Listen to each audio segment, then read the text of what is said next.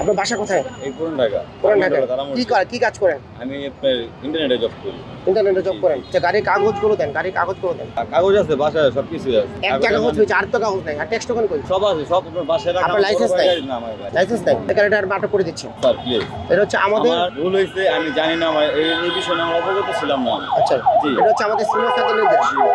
যদি কোনো গাড়ির কাগজ না থাকে এবং মানে বাসায় লাইসেন্স না আছে। থাকে, আমাদের গাড়িগুলো আটক করার নিয়ম। এখন আপনি আমাদের ডিসি অফিসের মাধ্যমে সিনিয়র স্যারদের কাছে যাবেন, স্যাররা যেটা সিদ্ধান্ত দেয় সেই অনুযায়ী আপনার গাড়িটা ছাড়াই নেওয়া যাবে। এবারে আপনাকে একটা চালান কেটে দিচ্ছি। সত্যি আমি আপনি যখন রাস্তায় বেরোবেন, অবশ্যই আপনার এই যে এখন আমার সব ট্রাফিক আইন সম্পর্কে বা সড়ক পরিবহন আইন সম্পর্কে আপনাকে ধারণা থাকতে হবে।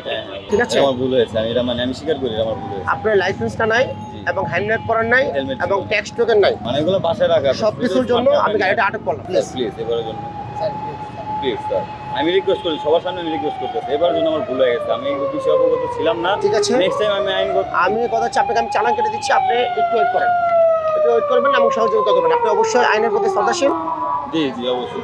আমি নিজে আপনার 1 মাস আপনার কমিউনিটি পুলিশে চাকরি করছি। ঠিক আছে, তাহলে তো আপনার স্বেচ্ছাসেবক ছিলাম। তাহলে তো আপনি আমাদের আমি কাজ ভুল হয়েছে, সম্পর্কে আমি স্বীকার অবহিত করি। থাকবেন। জি জি আমার আচ্ছা। ভুল হয়েছে, আমি এই জন্য মাপ চাই। আমাকে এবারের জন্য আমাকে কনসিডার করে আমি next time আর আপনাকে কখনো হবে না। আমার একটা চালান কেটে আপনার যে অপরাধগুলো সেটা উল্লেখ করে আমি পাঠিয়ে দিচ্ছি অফিসে। অফিস থেকে সিনিয়র স্যারদের কাছে কথা বলে আপনার যে আইনি প্রসিডিউর আছে সেই অনুযায়ী আপনি গাড়িটা ছাড়াই নিয়ে যাবেন। একটু আসবেন, একটু একদম ভদ্রলোকের লাইসেন্স নাই, ট্যাক্স টোকেন নাই, হেলমেট পরে একটু আসতে হবে।